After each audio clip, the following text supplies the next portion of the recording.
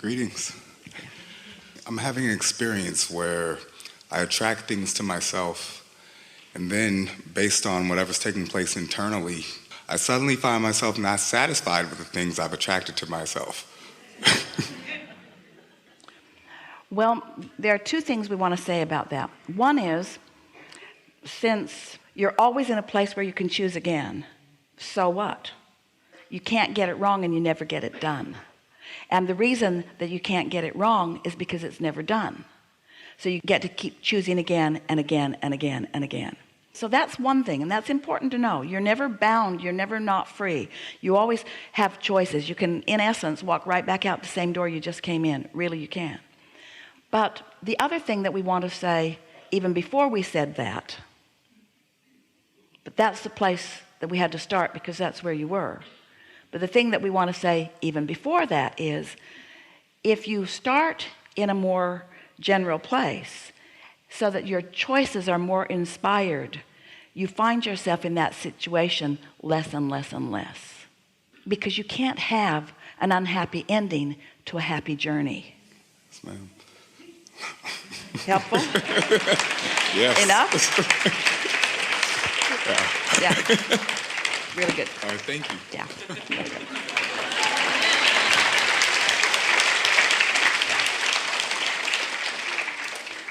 So just slow down. That almost sounded like what we were saying is slow down and get it right.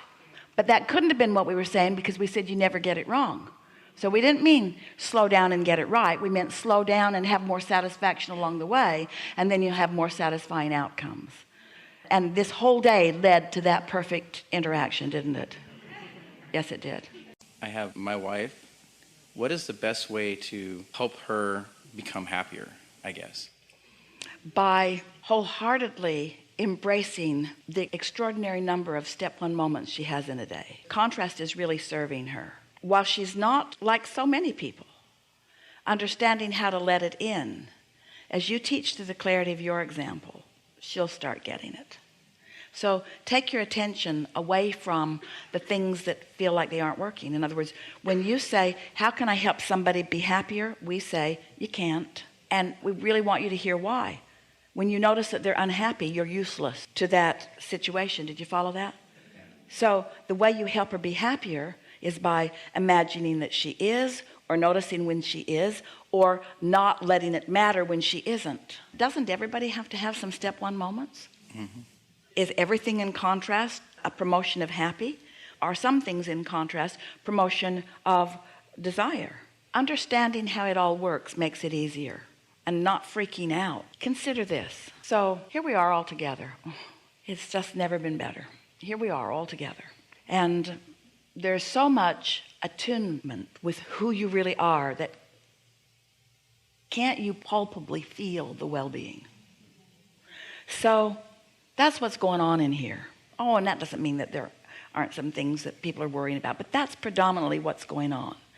So it is helpful to think about what you bring to any meeting, to any physical gathering. What are you bringing to the table? Are you bringing your centeredness? Are you bringing the whole of you? Are you bringing your clarity and wisdom? Or are you bringing your worry and your fretting? The best example that we have of this, Jerry and Esther had purchased a piece of land, and then another piece of land, and then another one, and another one. And it was land that ended up being 40 acres on Interstate 10 in San Antonio of really wonderful real estate property. And they didn't see in the beginning that that's where they were headed. And they were sitting one day on this 7 acres that was before the whole thing had come together. And Jerry said to Esther, can you feel how good this feels? And Esther said, I can. And then several years passed, and they bought more property, and they ultimately built some buildings. It's where their business offices are. Such a beautiful place as it came together. It almost put itself together, it would seem. And one day, Jerry and Esther were sitting at the end of this beautiful building in what they had assigned to be their office. And Jerry said, Esther, I just realized we are sitting in a building that is right on that spot that we first found and felt the energy of all those years ago. He said, would you mind? I'd like to talk to Abraham. And so Esther said, of course. She relaxed. Abraham greeted Jerry, and Jerry said, Abraham, was I feeling all those years ago the happy people who had lived here on this land? And we said, you were the happy people you were feeling there. They were picking up on the vortex version, even though the manifestation of it had not yet come about. So in the process of the gathering of this land, that particular property had an easement that went out the back side, and it wrapped around someone's tennis court, and it wrapped around someone's swimming pool, and it was not a big enough easement that it could be utilized in any way. And it didn't really matter to Jerry and Esther. By then they had put enough property together that they had access to their properties all over the place, so the easement was not so important. But they were walking the easement that day just to see what it was. And a man who owned part of the property came over, and he was angry that they were walking back there, and they were explaining to him that according to their paperwork that was their easement, and he was very belligerent about it. He didn't want that to be their easement, even though it was. And then another man joined, and then another person, and there was a sort of contentious feeling. And Jerry and Esther, they were just bipping along, living happily ever after, and they just wanted to see where the damn easement was. They didn't mean to start a turf war. But sometimes people are just, that's where they're at. That's what they're ready for. And so they were standing there, and Esther thought, there must be some way for this to work itself out. And then one of the men had a dog, a beautiful German shepherd, who hadn't come with him, and he came running across the field. And he came over, took stock of the situation, and immediately jumped in the swimming pool, then got out and started shaking all over all of them. Got everybody wet. Was a big time distraction.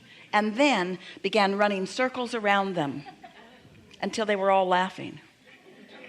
And then everything was better.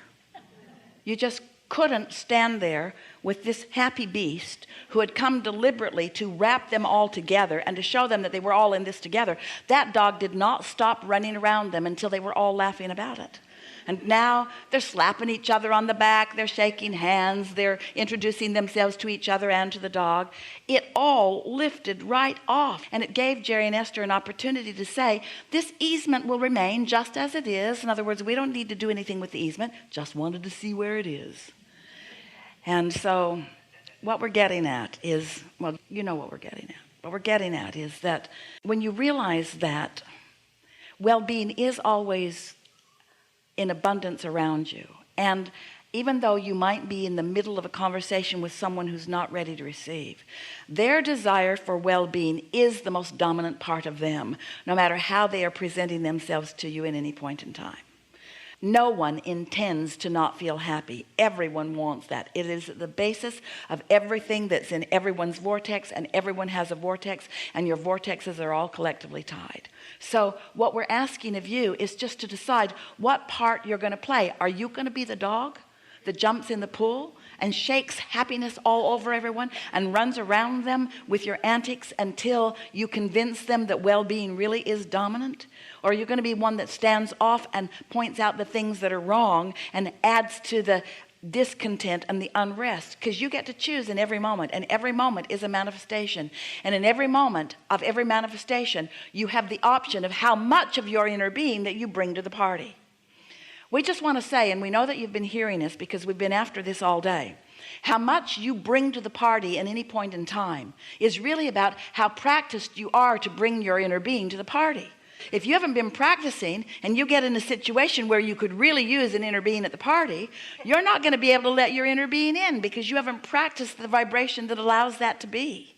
So you want to practice it all day, every day, like the dog does, like the baby does, like you often do. In other words, Understand how it works. What are you bringing to the table? What are you bringing vibrationally to the mix? How are you holding the room? What is it that you are contributing? Are you a resistant one, or are you an allowing one? Are you opening the gates to well-being, or are you part of the shutting of them? In other words, what part do you play?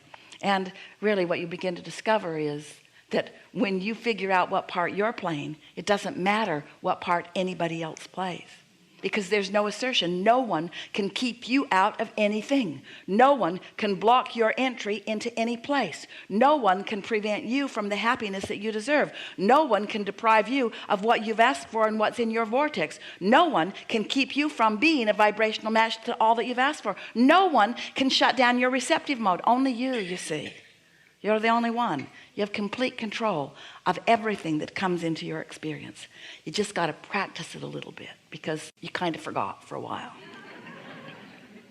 Enough? Just